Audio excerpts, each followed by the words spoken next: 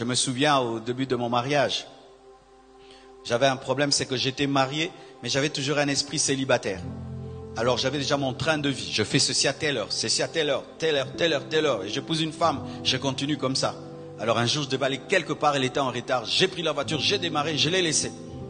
Et j'ai fait l'œuvre de Dieu, j'ai prêché, tout. Quand j'ai dit Amen, il fallait rentrer.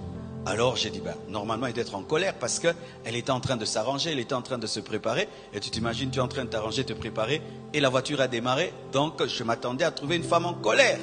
Parce que quand on est charnel et on te laisse comme ça devant ton miroir, tu dois être en colère. Et donc ce mari-là, tu vas l'attendre avec le feu, vrai ou faux? Et moi j'attendais le feu. Alors j'entre dans la parcelle et tout.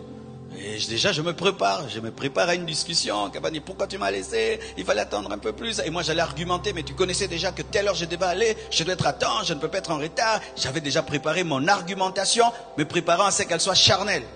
Et j'arrive là avec déjà l'attitude de la boxe. Il n'y avait pas match. Sonia, quelle honte. Elle me reçoit bien. Oh, calmement. Elle me donne la nourriture. Elle me reçoit bien. Ah, j'ai dit, où est les feux? Et puis moi j'introduis. J'ai dit, t'es pas fâché? Elle dit, non. Oh, mais je t'ai laissé, non? Elle dit, oui, tu as raison. J'étais en retard et tu devais être à temps à ton rendez-vous. C'est ma faute. Eh, la Bettina Pesa est percute.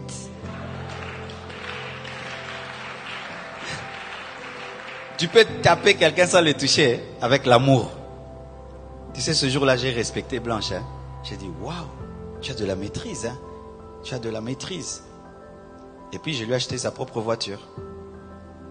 Comme ça, on est la paix. Moi, je pars, elle me suit. Kimia. Jusqu'aujourd'hui. C'est là que j'ai décidé d'acheter sa voiture.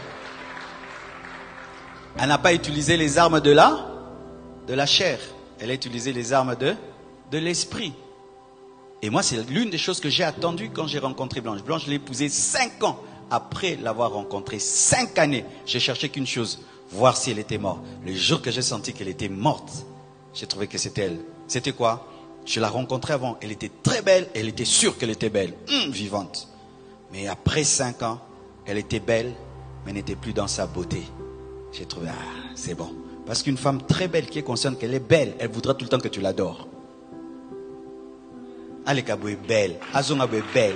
Et moi, je dois adorer Jésus et te dire aussi que tu es belle. Mais le centre de ma vie, ça doit rester Christ. Je ne voulais pas épouser une femme qui voudra devenir le centre de ma vie parce que Jésus était déjà au centre. Et quand j'ai vu qu'elle est morte, elle pouvait venir dans ma vie parce que je savais qu'elle allait rester dans les périphéries. Laisser Jésus au centre. Ah oui? Tu épouses une femme, elle veut que tu l'adores tout le temps. Non, c'est un problème spirituel.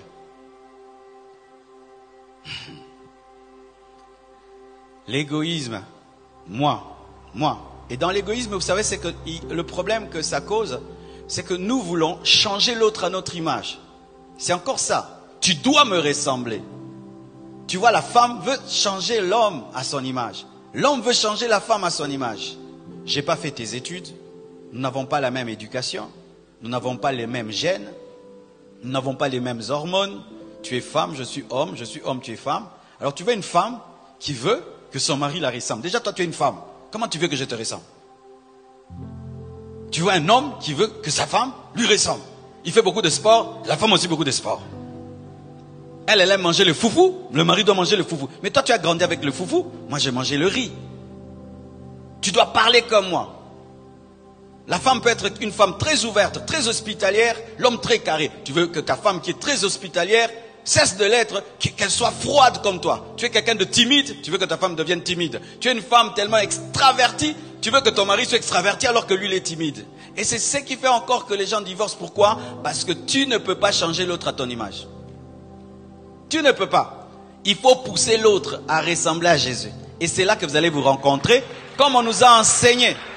Pousse ta femme à ressembler à Jésus et à découvrir son appel et sa destinée. Et si elle atteint sa destinée, toi aussi tu atteins ta destinée, vous vous rencontrerez.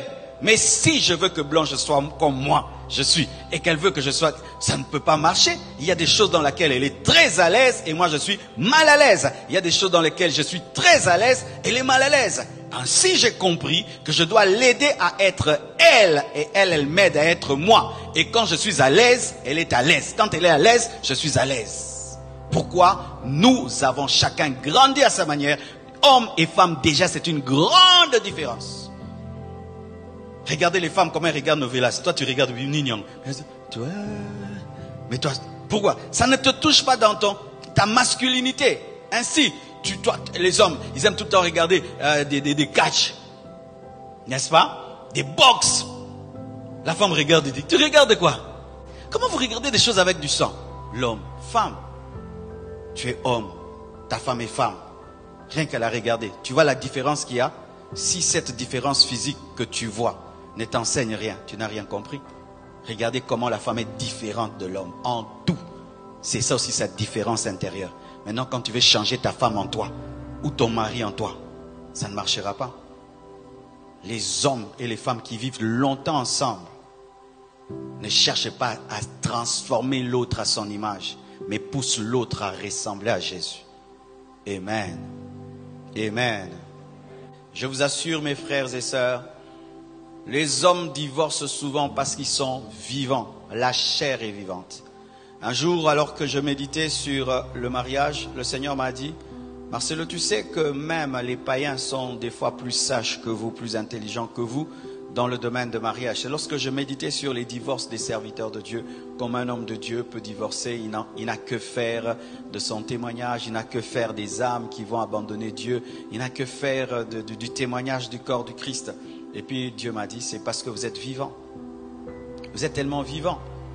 Votre bonheur est tellement important pour vous que pour ton petit bonheur, tu es prêt à sacrifier un ministère, sacrifier des âmes, sacrifier des enfants.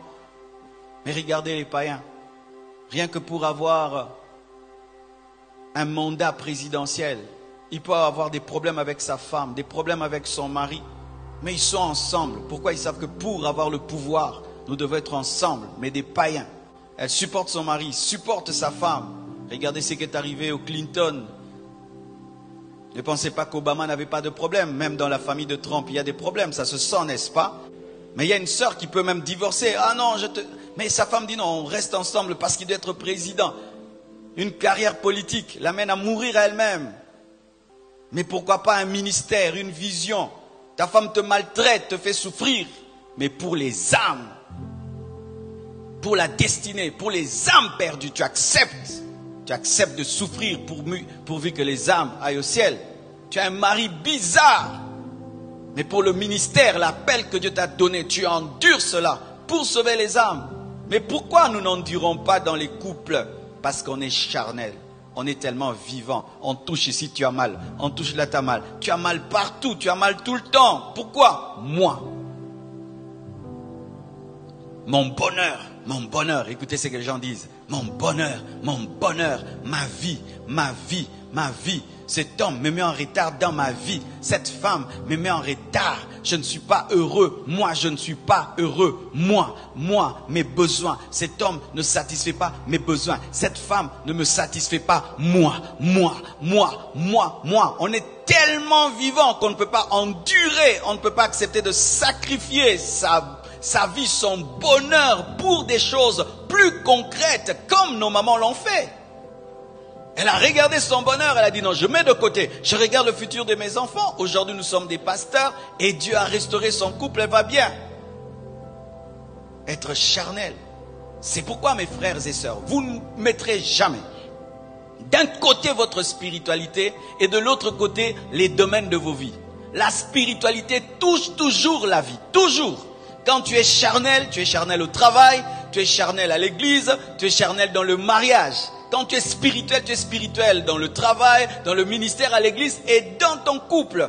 Ta spiritualité, la plénitude de l'esprit que tu as, la crucifixion, le brisement que tu vis face à la parole, ce brisement-là affectera aussi ta relation avec ta femme, avec ton mari. Quand tu refuses de grandir, de lire la Bible, de prier, d'écouter le Saint-Esprit, ça va toucher même ton couple. Quelqu'un qui est sensible au Saint-Esprit, je parle mal à mon épouse. Et puis je prie. Et l'Esprit me dit, non. Tu as fait du mal à Blanche. Alors tu arrêtes de prier, tu vas arranger. C'est parce que j'écoute l'Esprit. Mais quelqu'un qui n'écoute pas l'Esprit, il va faire 10 ans, il te blesse, il n'est jamais sensible. Est-ce que vous êtes mort à vous-même? Nous avons des problèmes dans les couples à cause de l'égoïsme. Ma vie. Et les enfants, ma vie. Et c'est que vous avez déjà bâti ensemble, ma vie. Je ne suis pas heureux, je ne suis pas heureuse, c'est pourquoi je vais voir ailleurs. Pourquoi tu trompes ta femme? Je ne suis pas satisfait, c'est pourquoi je vais ailleurs. Pourquoi tu bats ta femme? Elle m'a mal répondu, elle m'a manqué du respect, c'est pourquoi j'ai cassé son bras. Moi. Tu prends 2 porc-épics, tu les mets ensemble, va dormir. S'ils se chamaillent, il y aura des plaies et des blessures partout. Et lorsque nous ne sommes pas brisés, nous sommes vivants, nous sommes des couples de porc-épics. On te parle mal, tu réponds mal. On te fait le mal, tu rends le mal. Tout ce qu'on te fait, tu dois rendre parce que tu es vivant. Parce que tu es vivant, œil pour œil, dent pour dent. Pourquoi? On est charnel. On ne peut pas s'humilier, donner à l'autre raison. Jamais dire qu'il a raison. Il va monter. Qui dit ça? C'est la chair. Elle va me dominer si je présente mes excuses. Il va me dominer si je me soumets. Il va me dominer. Moi. On ne peut pas me dominer. Moi. Le moi amène le divorce. Le moi. C'est pourquoi quand Satan veut détruire un couple, il rend les couples charnels. Et c'est pourquoi vous qui êtes célibataires, quand ta fiancée est charnelle, tu sais que ta fiancée est charnelle. Tu sais que ton fiancé est charnel. Tu l'épouses pourquoi? Pourquoi tu l'épouses? Tu épouses des problèmes. Tu épouses des problèmes sans prophétie ni vision. Tu épouses des problèmes. Quelqu'un qui n'a pas un moi, brisé, crucifié. Mais ce sont des problèmes. Tu épouses un homme, toi-même tu n'es pas sûr qu'il a vaincu l'impudicité. Tu sais que ceci je l'épouse, je ne suis pas sûr qu'il a vaincu. Et tu l'épouses.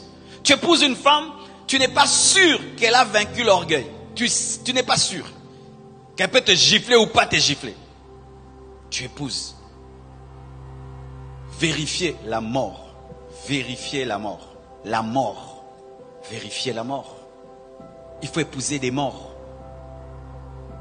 Des personnes dont l'ego a été crucifié.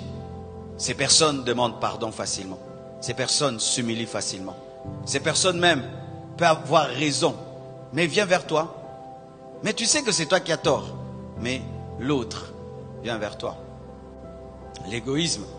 Mes rêves, mes projets, ma vie. Et certains même arrivent même au niveau, lorsqu'ils parlent de leur couple, ils ne parlent plus de notre couple. Ils disent mon couple. Vous connaissez des gens comme ça? Mon mariage. Oh, vous êtes mariés à 2. Mes enfants, pas nos enfants. Mes enfants, ma maison, ma voiture, ma vie, mon couple. Couple avec qui? Moi-même. L'autre n'a été qu'utilisé que pour se marier. C'est-à-dire dans son rêve, c'est que l'homme ou la femme a été seulement utilisé pour atteindre l'objectif. Parler en termes de nous. Notre couple, nos enfants, notre maison. Alléluia. Parler en termes de nous. C'est le célibataire qui parle en termes de moi. Mais quand malgré que tu es marié, tu es incapable de voir le monde en termes de nous, c'est de l'égoïsme. Sachez que réellement, c'est de l'abondance du cœur que la bouche parle. Lorsque quelqu'un est égoïste, même quand il parle pas nous, il parle moi. Il parle mon argent, mon. Là où règne l'égoïsme, vient toujours la séparation. Parce que lorsqu'il y a 2 moi qui sont mis l'un face à l'autre, cette guerre des moi amène la séparation. Parce qu'aucun n'accepte de mourir pour faire place à l'autre. C'est ainsi que les gens se séparent. L'égoïsme.